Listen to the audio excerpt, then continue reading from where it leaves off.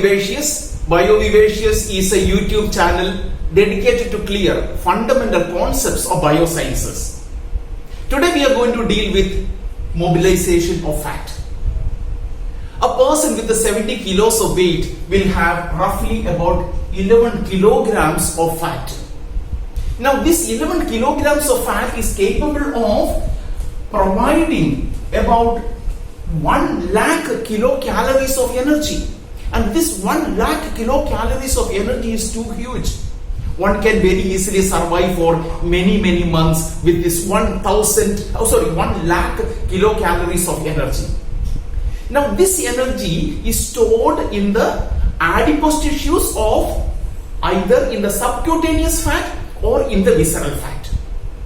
Every tissue in our body is capable of getting energy from this fat which is stored in the adipose tissues. How every tissue get this energy? There are 3 steps to it. So in the first step to extract this energy is, number 1, it has to be mobilized. So therefore it is mobilization.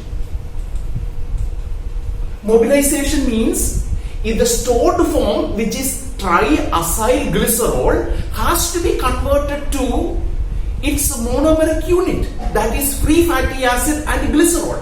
Then only it can provide energy. That is called mobilization of fat. And the second part is, after its mobilization, if the fatty acid has to reach in the right place. So that is through activation. So activation and its transportation to the mitochondrial matrix is the next step. Now once it is in the mitochondrial matrix, you have the third step of extracting energy, that is in the oxidation. You know that from oxidation of fat, you will get acetyl-CoA, and this acetyl-CoA enters into TCA cycle and produce energy. So these are the 3 steps that has to be, or 3 stages that is carried out in order to extract energy from the stored fat. Today let us deal with the first part, that is mobilization of fat.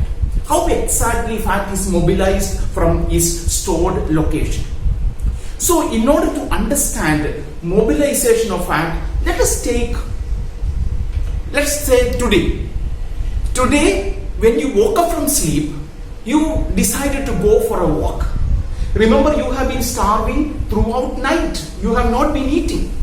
So therefore, the amount of glucose or glycogen present in your body will be less. As you start walking, immediately glycogen is used for providing energy. So after a short while, if the level of glycogen decreases and no more energy is available, so what to do now?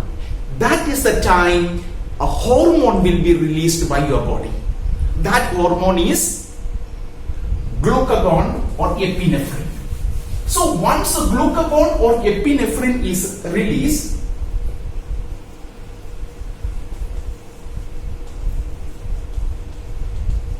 any of these 2 hormones are released, you know that it will activate something called a 7-transmembrane receptor. So it will bind on the receptor which is located on the surface of the adipose tissues. It will activate a pathway called adenylate cyclase cascade mechanism. We have seen it earlier in one of the videos. So the net result is cyclic AMP is formed. And you know that cyclic AMP will activate a protein called protein kinase A, will be converted to protein kinase A, which is the activated form. Okay, these steps we have seen. We begin the journey from an activated protein kinase A. Let us see what happens. So let us rub all these so that we create enough space for us to understand this mechanism. Okay, so we have now activated protein kinase A. Activated protein kinase A has 2 functions to perform. It will activate two proteins. If the first protein it will activate is a protein called perilipin. See, perilipin is a protein associated with the globular fatty acid. Globular the fat which is stored in the adipose tissues with the globulin. Now, perilipin, how protein kinase A will activate? It will phosphorylate, and it will become perilipin. It is phosphorylated. Let us put a phosphorylated. This becomes P. So it becomes active. If the second function of protein kinase A is to activate an enzyme known as hormone sensitive lipase. That is important for us. A hormone sensitive lipase, and this is phosphorylated and this becomes hormone sensitive lipase. So this becomes the active form. So therefore that is also phosphorylated. It becomes the active form. So two things are done by protein kinase A. Good. Now let us see what is the role of perilipin. In the active form of perilipin has again two functions. In the first function is to reorient these adipose cells in such a way that if the next set of enzyme can act on it. So that is the first function of the activated perilipin. So it is in a way it is increasing the efficiency of mobilization of fat. So therefore what will happen, and the second function is it will release something called a coactivase. So perilipin helps in releasing the coactivase. So this will be writing it like this. These are the two functions of protein kinase A. Okay, perilipin is now, it helps in releasing coactivase. Now coactivase is required for an enzyme which is present in the adipocyte. Name of that enzyme is adipocyte triglyceride lipase, ATGL, adipocyte triglyceride lipase. Now the adipocyte triglyceride lipase, with the attachment of CA, that is a coactivase, so CA is added to that, so it becomes active now. Okay, so we have now two active enzymes. One is adipocyte triglyceride lipase in combination with the CA coactivase, it is active, and also hormone sensitive lipase is active. What is next? So therefore now what happens is in the adipocyte you have triacyl glycerol with the three fatty acids attached to it. ATGL will act on it. What can be removed? A free fatty acid is removed. So writing free fatty acid is removed. Once you remove one of the fatty acid, it becomes a diacyl glycerol. One fatty acid is removed. Now on the diacyl glycerol, if the hormone sensitive lipase will act, it will remove one more free fatty acid is removed. One more free fatty acid is removed.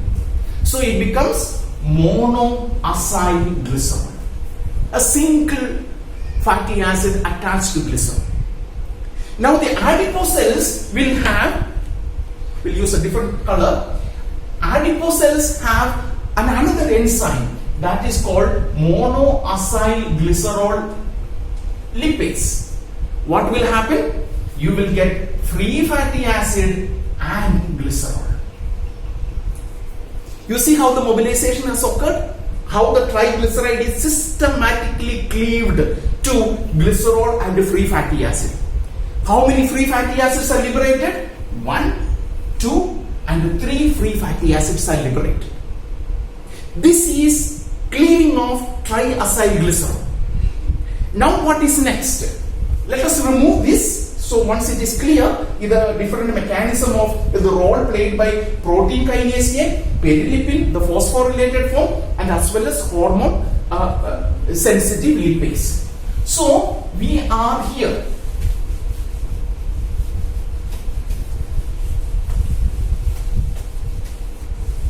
So now once you have free fatty acid, now you know that free fatty acid gets ionized in the blood pH, and it can be harmful to RBCs because it will behave like a detergent. Now in order to protect cells and in order to transport it safely to those tissues which wants to make use of the free fatty acid for energy, it has to be transported safely. How do we do that? Your blood has a protein known as albumin. Okay, now this albumin, let us consider this is albumin. Albumin is capable of binding to about 30, up to 30 free fatty acid it can bind. So the free fatty acid binds to, the blue is the fatty acid, it binds to albumin. So therefore this complex of albumin fatty acid complex, it is transported through blood and it will reach all those locations where it has to be utilized for energy. So this is how transportation of fatty acid occurs. So once it reaches those locations, the free fatty acid gets separated, it is easily gets absorbed by the cell. Then it will begin with the second stage, activation, and then oxidation will occur. So that is the route, this is the mobilization of free fatty acid. Now what happens to glycerol? That is another interesting story. So what happens to glycerol? So we have completed free fatty acid. Now glycerol, it is produced in the adipose cells. Now glycerol has to be converted to its active form, that is glycerol 3-phosphate. Let us write the structure of glycerol.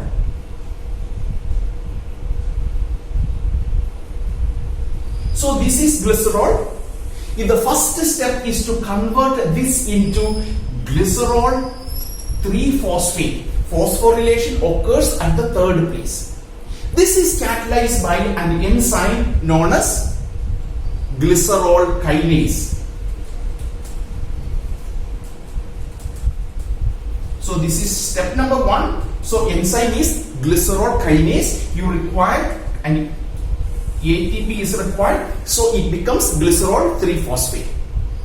What is important is this enzyme is absent in adipose cells. So what is the next solution? Transport glycerol, which is a neutral molecule, transport it to liver. Liver has glycerol kinase. So liver will convert glycerol to glycerol 3-phosphate. And you know that from glycerol 3-phosphate, if you remove these two hydrogens, what will happen? You will get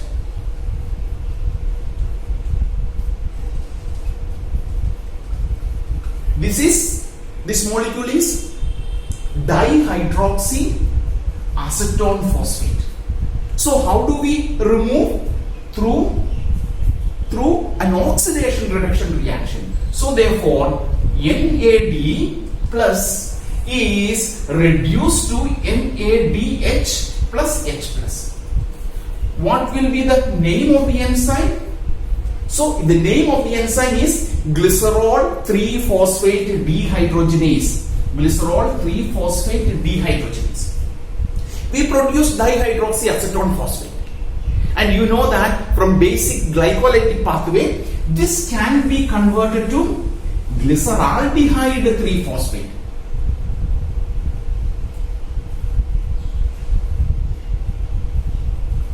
Glyceraldehyde 3-phosphate. We convert this portion to aldehyde. Okay, that is by an enzyme called triose phosphate isomerase enzyme. We have learned it in glycolysis. So therefore, this glyceraldehyde 3-phosphate, it can enter into glycolysis and produce energy. 5% of the energy from triacyl glycerol is contributed by glycerol, 95% contributed by fatty acid. Remember, this reaction can be reversed also depending on the need of the body. So this can be converted back into dihydroxyacetone phosphate when there is a need, and this can also be reversed, and similarly this also can be reversed in order to produce glycerol if at all a cell is in requirement for glycerol.